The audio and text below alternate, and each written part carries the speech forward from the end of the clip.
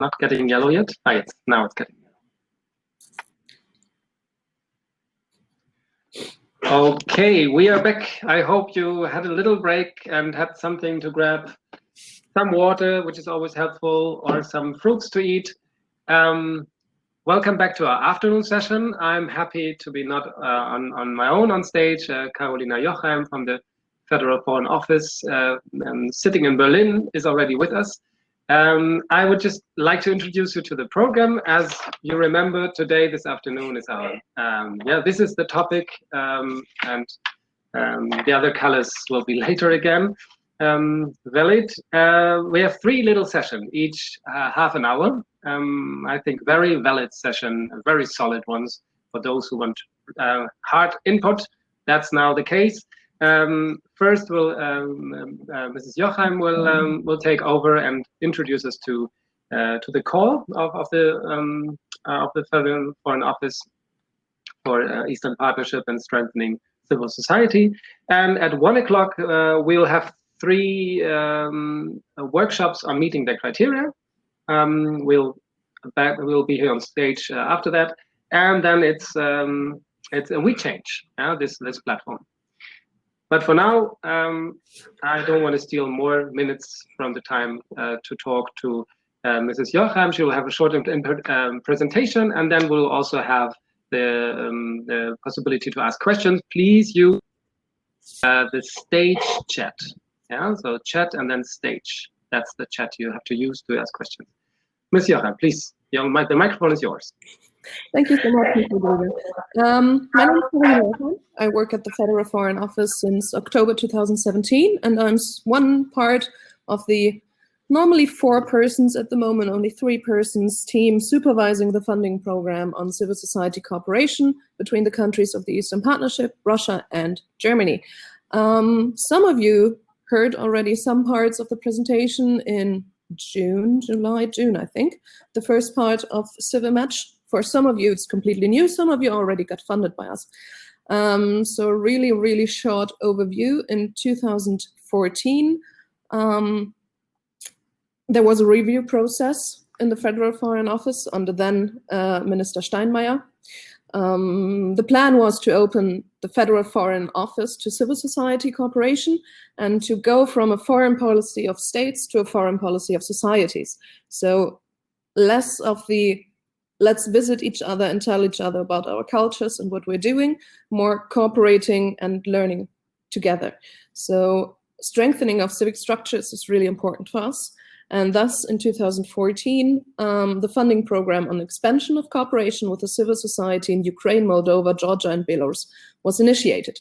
You already see it's only 4 countries in the beginning, but our target countries.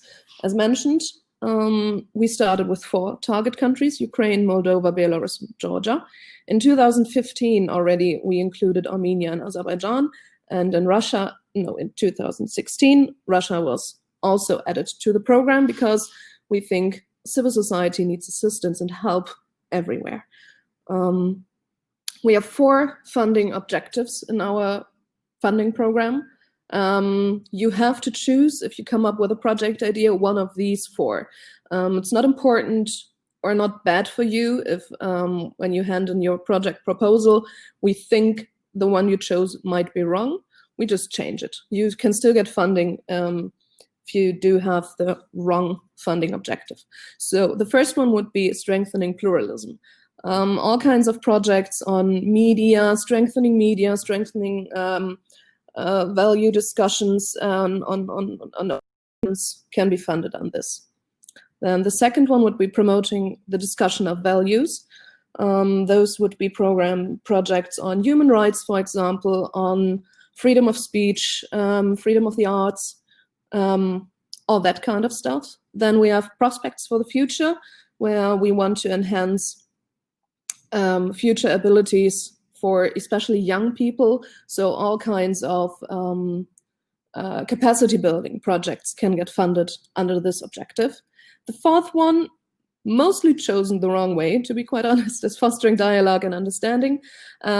It means fostering dialogue and understanding between countries with territorial conflicts. So some kind of mediation programs, for example, or just getting people together from countries with territorial conflicts. We have some main goals, of course, we want to achieve. We want to reach civil society, which means non-state actors.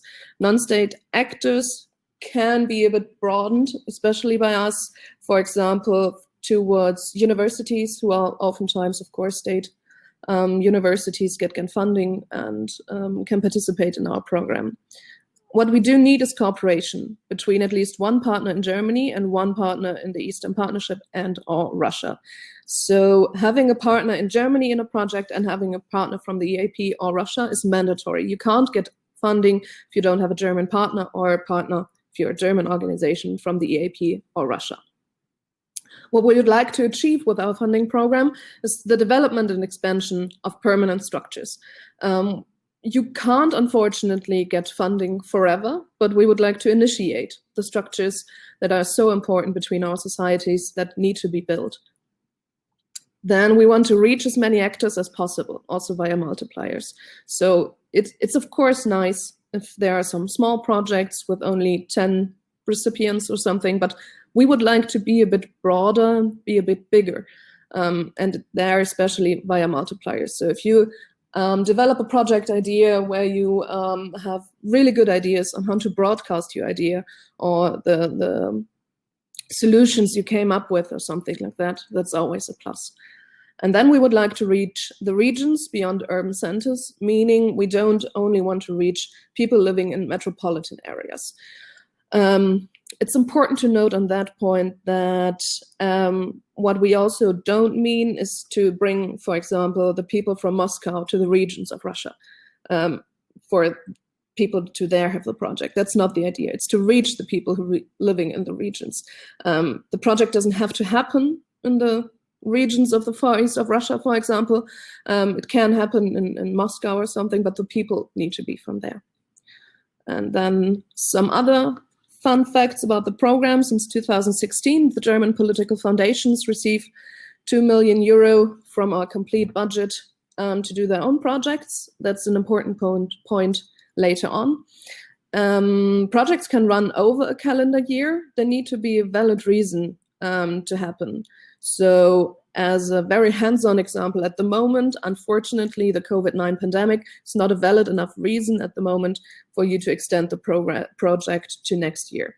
Valid reasons would always be if you do projects running on the university year, for example, or if it's a really big project where you have different phases and need to reach and educate as many people as possible. Since 2015, our funding increased yearly, and we started in 2015 with 5 million euros. And this year we have 20 million euros available to spend on projects. We don't know yet how much money we get in 2021. If you do happen to follow German politics, it's working on at the moment. Also due to COVID-19, everything is a bit delayed on that regard.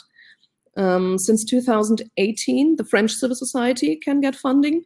And since 2020, the Polish civil society also get funding, meaning in both cases, you do still need to have a German partner and a partner from the Eastern Partnership or Russia. So it's basically the minimum is a trilateral project. Let's say it's a German, French, Armenian project. You can't get funding if it's just a Polish and a Azerbaijani partner, and you can't get funding if it's just a German and a French partner. You need at least 3 organizations in 3 countries. So how does our project work on timelines? In autumn 2020, we announced the call for applications for 2021. We did that on the 4th of September, so the call is now open. At the moment, the project proposals can be handed in. The homepage is running and working. As far as we know, don't have that many problems at the moment. And it's still running until Friday, October 16th, midnight German time. After you handed in your applications on October 16th, we will review them, and we will, hopefully this year, maybe early next year, the ways are long in German bureaucracy, notify you if the prospective project possibly could get funding. So at the first stage, you just hand in a project proposal, which is way shorter than the real application. We don't need any kind of financial plans and so on. It's way shorter. Maybe you already had a look at the homepage. After that, spring, summer, you have approximately 6 to 8 weeks to hand in your official application to us, and we will assess the application, maybe come back with some questions, and then the assessment and allocation of the money and the decision happens. And then the rest of 2021, you can implement the project, and there's also monitoring, of course, by us happening hopefully next year, but we'll see, also in person in the countries. But if you already got funded by us, maybe we already met, or you met our colleagues from the embassies. So the call for 2021 is running right now, as I said, until October 16th. You have to hand in your project proposal under the linked homepage, which is, yes, unfortunately, only in German.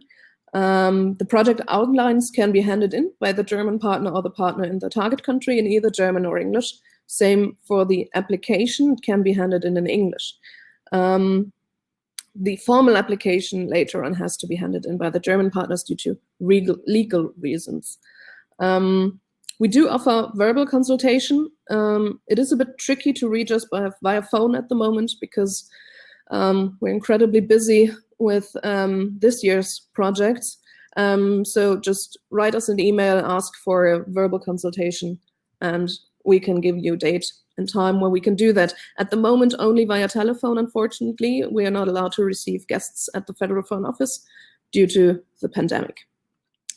So, of course, there's this year the most new things I think ever happened due to, of course, the COVID-19 pandemic. We don't expect it to be suddenly over when the year is changing, of course. So we, before publishing the call for applications, had a bit of a lessons learned process, try to gather what is important, what is working, and how we can use the crisis as a positive to change the program and the projects we are funding. So what is new?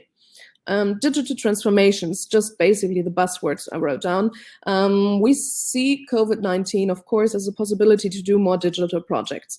And while this year's project were all a bit, well, of course, sudden in their planning, now you had time, the whole year basically, to come up with innovative project ideas that can get funding. We are also, and that is the main point on digital transformation, more open towards buying technical equipment. Mostly, to be fair, for the partners in the target countries. So we're more open to, for example, buy a laptop or a beamer or something like that, instead of renting it, because it's just a necessity at the moment. You can't get around it. We want to maintain the dialogue, of course, between the countries and the organizations, between you. And we think, and that's what we gathered by speaking to people, that hybrid formats are basically the only way to go at the moment. So we don't misunderstand me, please, don't only fund hybrid formats, but we would highly appreciate them. So for example, the project starts in Germany and Moldova, purely online. People in Moldova meet each other, if possible, of course, and do their work, Germans doing their work. And at the end of the year, when the pandemic hopefully maybe run its course, or at least a vaccine came up or something, we can meet in person. And you can come up with your own idea, own group meetings and so on. We don't fund only these projects, of course, but we would highly appreciate them, because in the end, they mean less work for all of us involved, and a solid way, in our opinion, to run the project. Then we would like to extend the solidarity with vulnerable groups. It's already happening, of course, but there are some groups that are, of course, more targeted by the pandemic. And projects reaching these vulnerable groups, still on a civil society basis and exchange, are highly appreciated. We would like also to advance the climate sensitivity of the program. How we do it in a funding way is still a bit sketchy. There's a lot of it happening at the moment, what is available to fund or not. But we like to see you coming up with ideas on how the project can be more climate sensitive, be it, of course, less travels due to COVID and also saving CO2 and so on and so forth.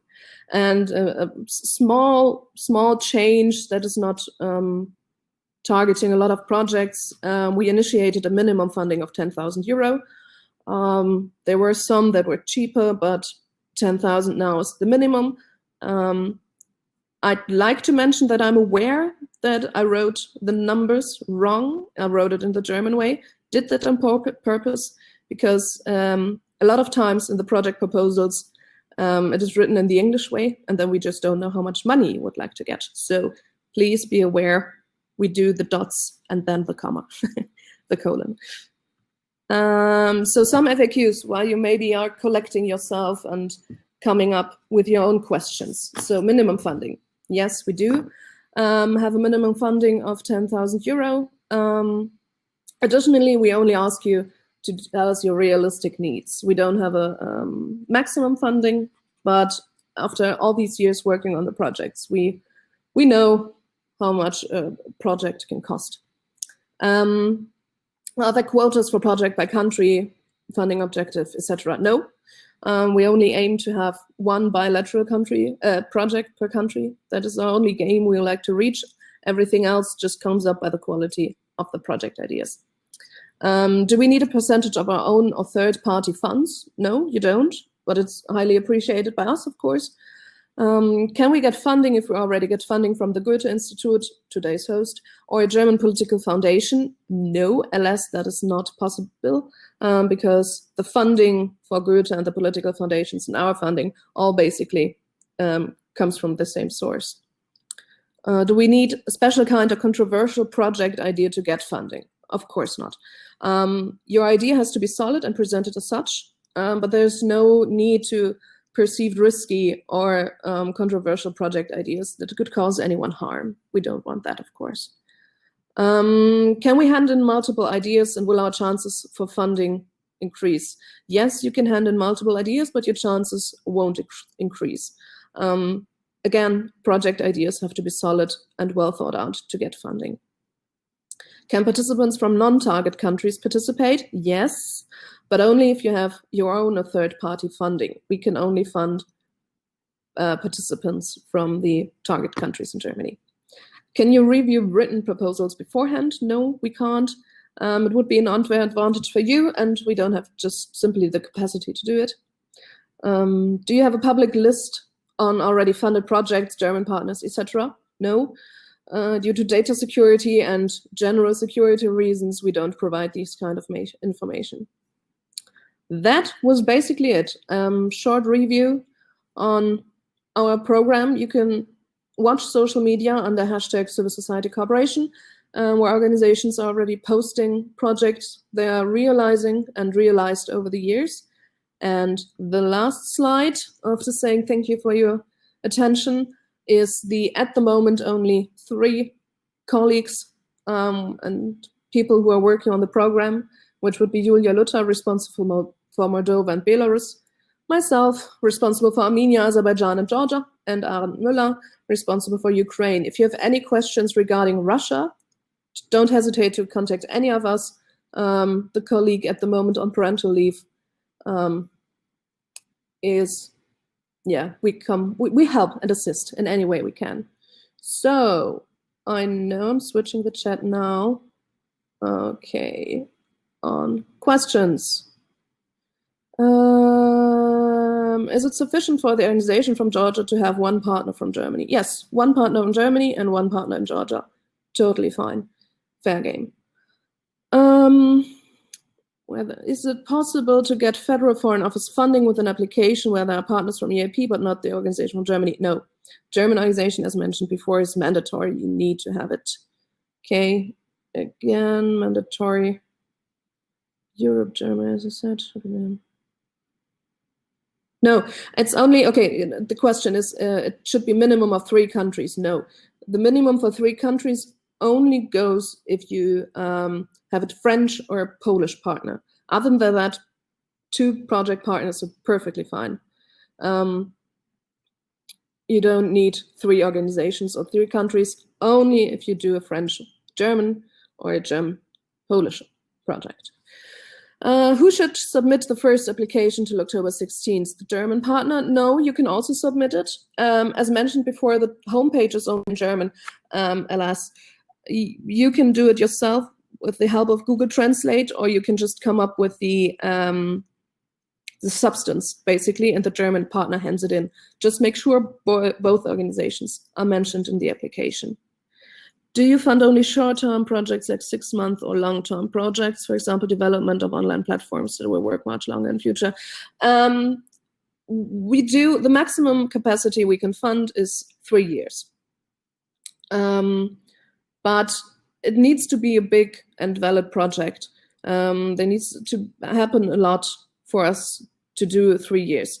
If you, for example, apply for 2 years and we don't think that what you're presenting us needs to be done in 2 years, you can still get funding, but only for 1 year. How do you define or evaluate the innovation aspect of the project? Well, the innovation aspect, of course, we would like to see something new and innovative, as mentioned, especially if you do it in a digital space. But we can also do like basic projects where just nothing new is developed, but for the recipients, new skills or new information are transmitted. Is it possible to apply in English? Yes, it is. The project proposal as well as the later on project application can be handed in English, so you can come up and work on the application and the proposal in English together and work it out. Can the NGO from EAP be the main applicant? Basically not. Only the German, due to legal reasons, can be the main applicant and has to hand in the final application. But as we said, or I said, the basis of our program is cooperation. So you come up with a project idea, you develop it yourself, you do everything together, and of course everyone can get funding. So if the German organization applies for 50,000 euro, let's say, and you need 20,000 to do your job, and that's of course totally possible. Oh wait, it's going fast. Is it priority for the project to reflect local for partner country challenges, or more international agenda is more accepted? We do believe that you know what you need in your country and what you want to do. It is preferred to do it for your partner country. Let's say building a well would be perfectly fine in Sudan, but not that necessary in Georgia. So it has to be local. Can state universities apply for funding? Yes, they can. But for universities, it's basically, we don't fund the normal curriculum. We only fund like additional stuff. For example, summer schools or extra seminars or something like that.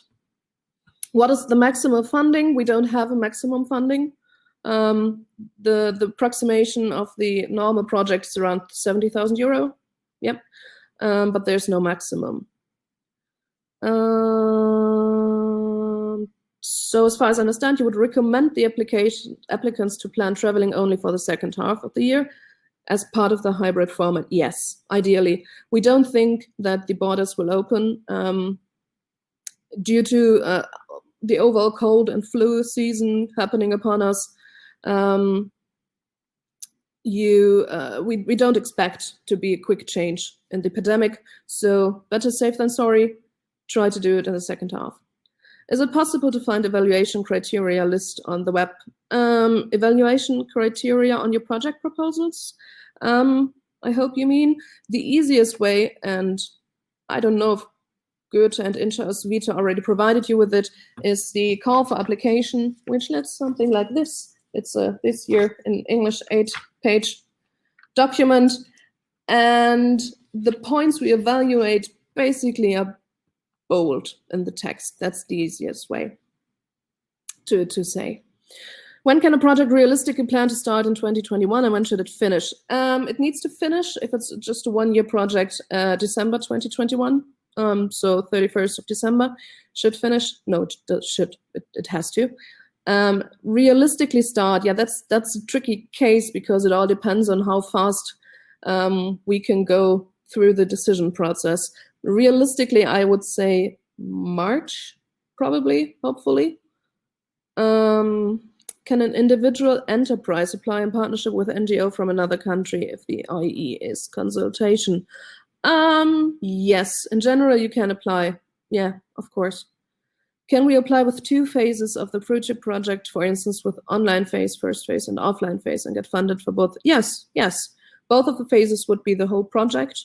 It would be what I mentioned about the hybrid formats.